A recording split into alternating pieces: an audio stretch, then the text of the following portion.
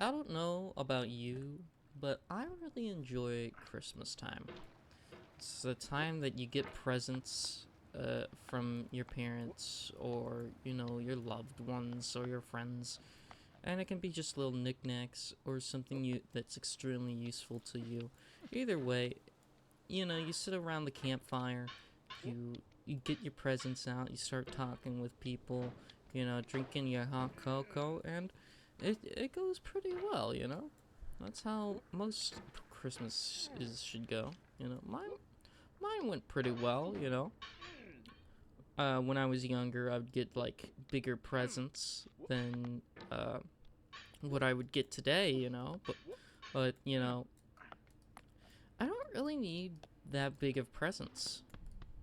I feel with the stuff that I would physically want, you know, I've I've got it now. I have a new computer, right?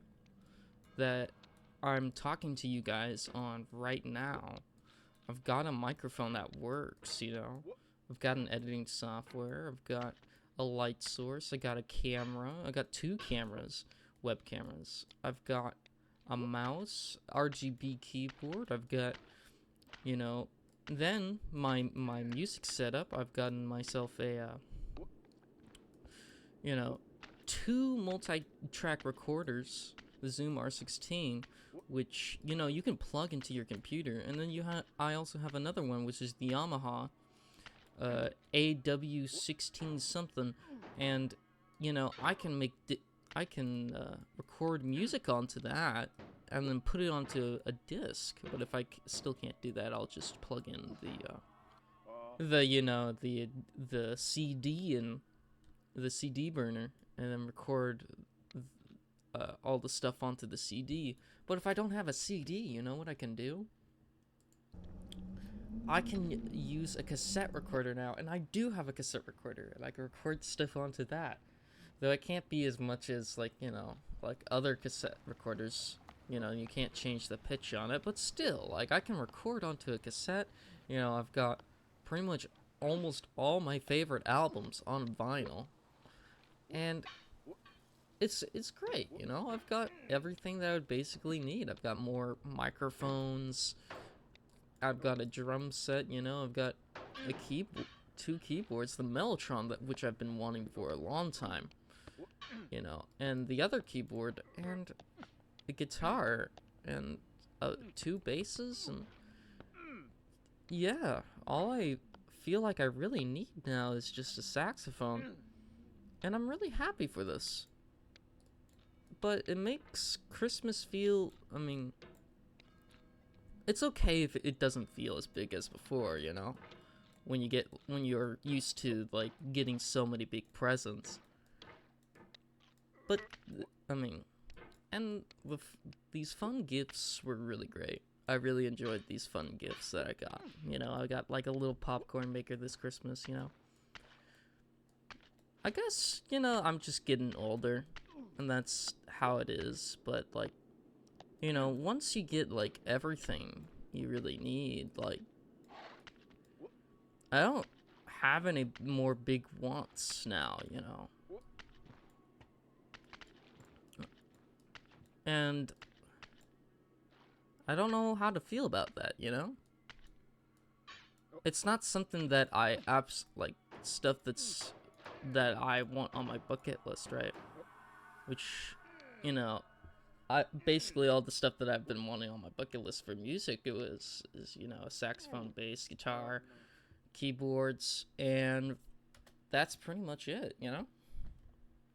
Now it's you know now I want to focus on mastery of music and stuff like that, and I've been focusing on mastery of music, but and what I mean by that is just like learning as much as I can, being able to use these in the right way, right? And that's what I've been wanting to do with YouTube too. But there's also another thing that's been itching at my mind a lot, and that is, friendship. Friends that actually want to do what you want to do, or you have someone that you work with constantly on the stuff, you know. And there's one friend that I had that's really into YouTube, and I would work with him every single day on live streams and YouTube if I could.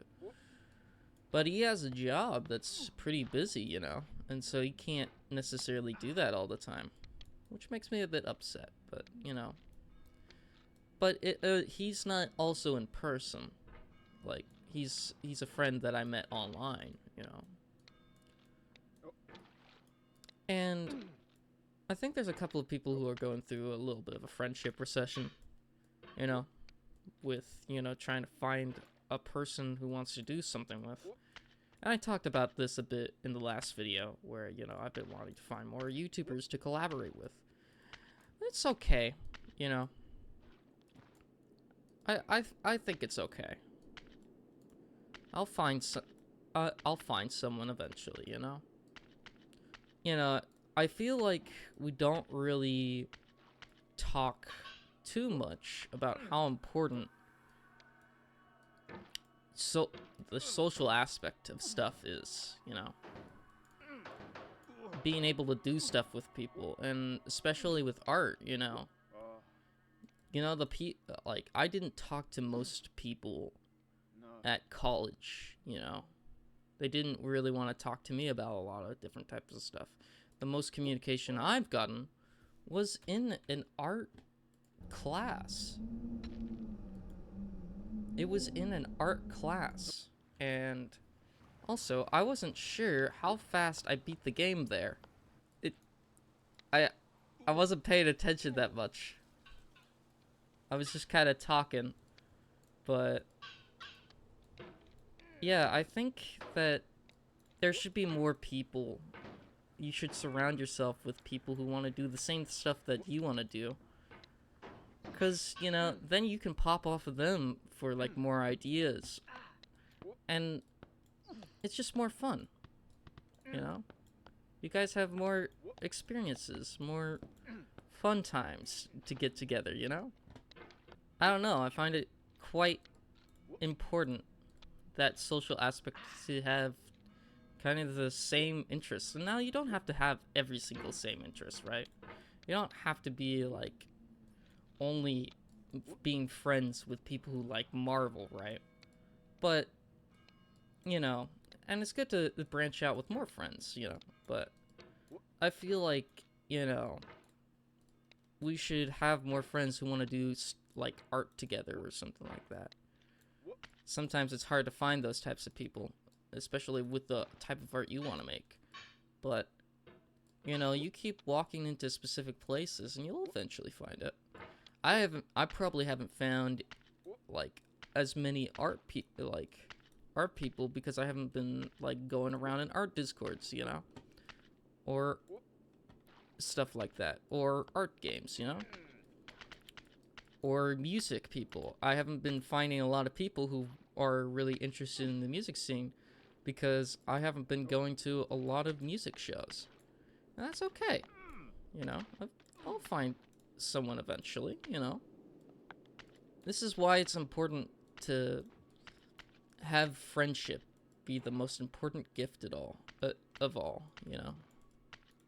The most important gift should probably be friendship. And there's a lot of people who've said this before, but you don't need every single little thing to be, you know, the best, right?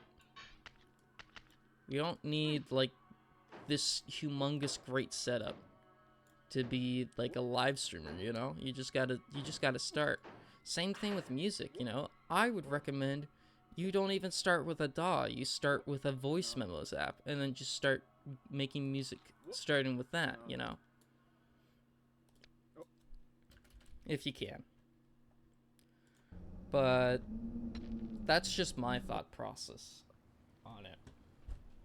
Because then, you know, then you'll be better equipped to actually handle this type of stuff. And you'll be like, oh, so this is what I can use for this. Instead of seeing all these huge big buttons and, like, being like, okay, what do I press? What? What does this do? Um, you know,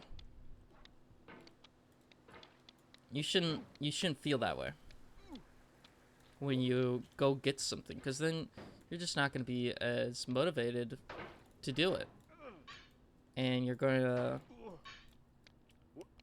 like you'll be burnt out.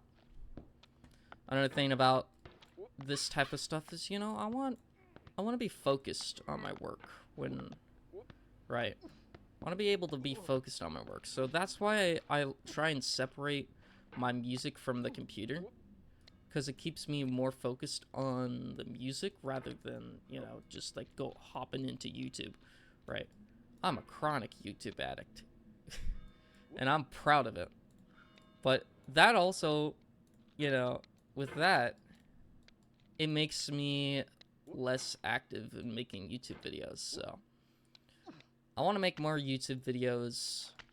I want to, and I don't want to be stressing out too much, you know, on other stuff. And I want to be able to find more friends interested in that type of stuff. So that's just basically the stuff for YouTube for this video today. Just this commentary video. There's not much that I do have to say, you know. Oh, 1 second. But I hope it helped you guys nonetheless. And you should remember that, you know, maybe you may just need a friend that wants to do the same stuff as you do.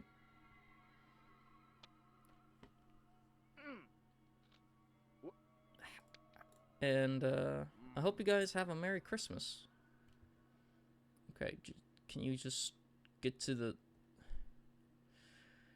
Man, I was on a roll. I was on a roll with my getting over guy. I was on a roll, man. I was on a roll.